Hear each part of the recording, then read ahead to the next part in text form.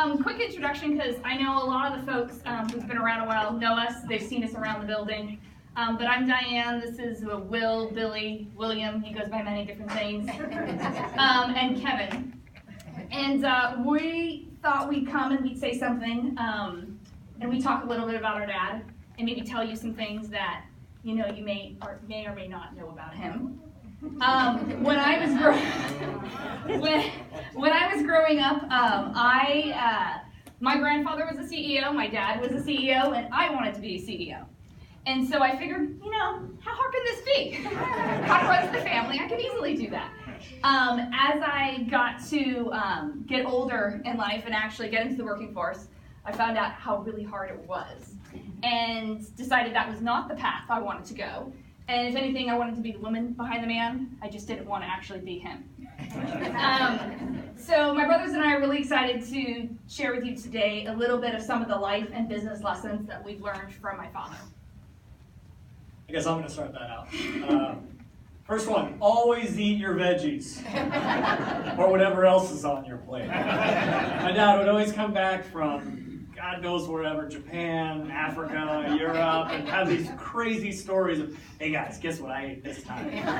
One time it was crawling off the plate. It was pretty good, but the legs were a little dangly in my mouth. Or a cup with a fish in it. It was a delicacy. Everybody talked about it. I had to try it.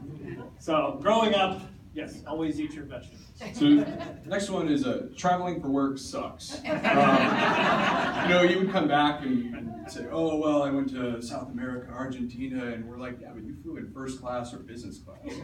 Oh, poor you. Okay,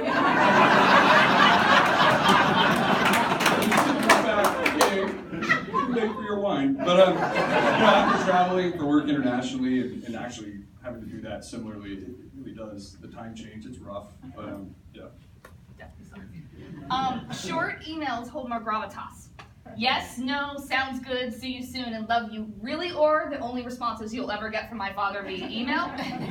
They're also a necessity when you can't type and you're using the old-time patent.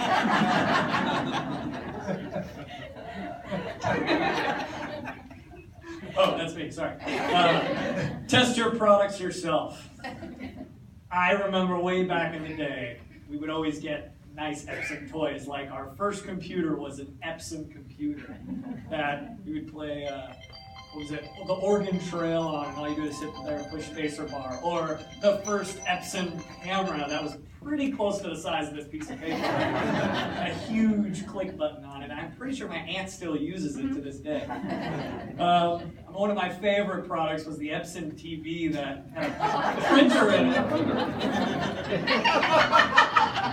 Anyways, you didn't read the transcript. That's what happened. So he works for himself. From time to time. So working people are happy people. So this is a Lang family mantra. My grandfather used to say it, and my dad says it all the time. And whether it's painting houses, shining shoes, mow the lawn, any other odd job we could make around the house to earn some money, or in some cases actually internships at Epson over the summer. I'm sure some of you are graced with having a Lang kid in your department. Thanks, Rico. Glad you guys are still around. Really, we learned from that experience, and it was a tremendous opportunity. Walk the floor to get to know your employees. You guys have mentioned that a lot. You learn the best stuff by walking around and talking to your employees. When we were doing our internships, we learned this out the hard way. You'd always whisper and warn each other, and I think I sat behind Patty at one point in time, and my father would come down, and I'd hear all the whispers, and you'd hear this, John's coming, John's coming. And I'd be chuckling there, because I'd be like, he's just coming to visit me. Didn't understand all the hoopla. Next one is a larger team. You're always going to have better success. And for us, that meant we're the ones who messed up the Epson family picnics. You have 4 kids showing up to there, your odds of winning at the raffle drastically increase to the point that it's uncomfortable. So I apologize that we don't have them anymore. Try explaining to him, the 5-year-old, why he can't have the blender. And here's the thunder that was stolen. Cool products aren't always the best idea.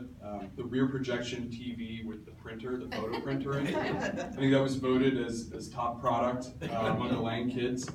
I think CES touted it as one of the best demonstrations of convergence. I'm not sure it was a kick. I'm still looking for the printing slot on my LG curved OLED 4K.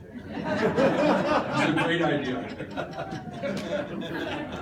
A healthy fear of your boss can be a good thing because you will always strive to deliver a quality product. I actually still am scared to death every time my boss calls me and his phone number pops up. I learned this out during our internship because I'd call people and all you saw was Lang pop up. And everybody would do this. Hello? And I'd be like, hi! And they're like, oh, not John Lang. Oh, hi! And also, the help desk can really be helpful when you actually know somebody. I mean, we used to have issues with our printers from time to time. I mean, they're usually perfect, but on the rare occasion that we would need help, we would call Susie, and she would patch us through to the right person. We would get some help. Use technology. Don't let it rule you. So apparently, you can still be successful by not answering your email in the evening, taking work phone calls, logging on to your laptops, when you get back from work. My dad would come back, and I don't ever remember seeing him pop out his iPhone or BlackBerry, pull the paper out, spend time with the family. And I mean, that was really important to us. And I thought, hey, that's a great idea. Like, I'm not going to respond to my boss's email. It doesn't really work. So I think the expectation is, you take from the lead is really one that should trickle downhill. I'm sure it does. Major crises will always happen when you're on vacation, especially with the whole family and all the husbands and spouses and the grandkids. We've always been on the receiving end of your guys' phone calls. We greatly appreciate them sometimes. My husband specifically appreciates it one time when he was making a disaster of shooting some skeet with my father, and my father never saw it. He was focused on the phone call. So, Julie. No, you don't need to be a tech expert to be the head of a technology company. Hey, Dad, how do I work this printer? Never mind, I'll just figure it out. It never fails that you, even to this day, still get a phone call. So I'm having some trouble with the TV. Walk me through it. So there's hope for you other accountants out there.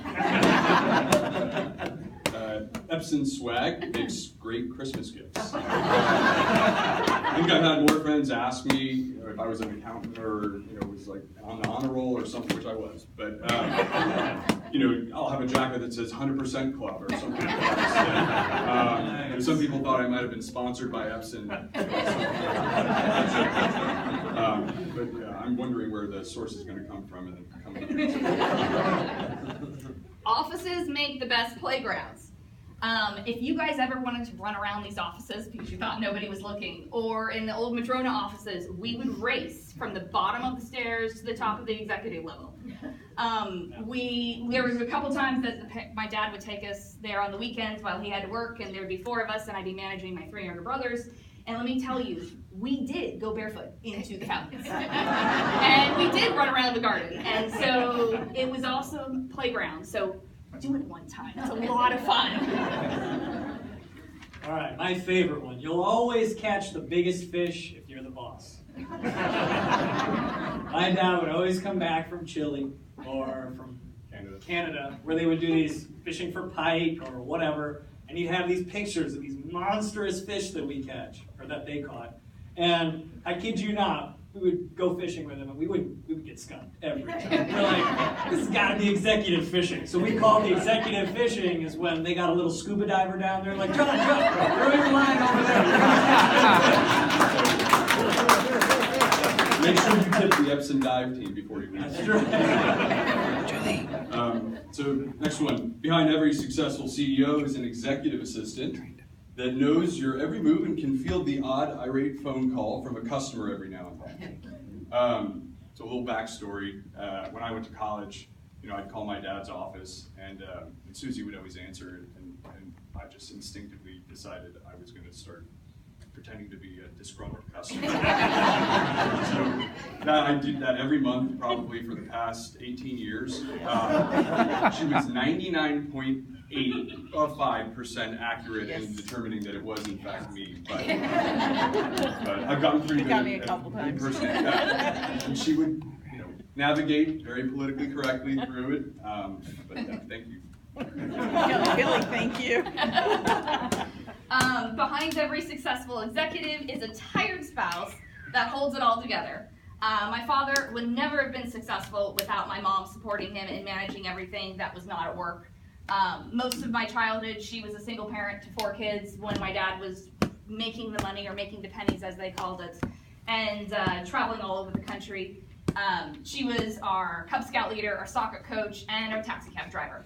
As they celebrate 40 years of marriage this year, it's important to know that this celebration here would not be possible without my mom and her being there for my father and encouraging him. Because if you've met him,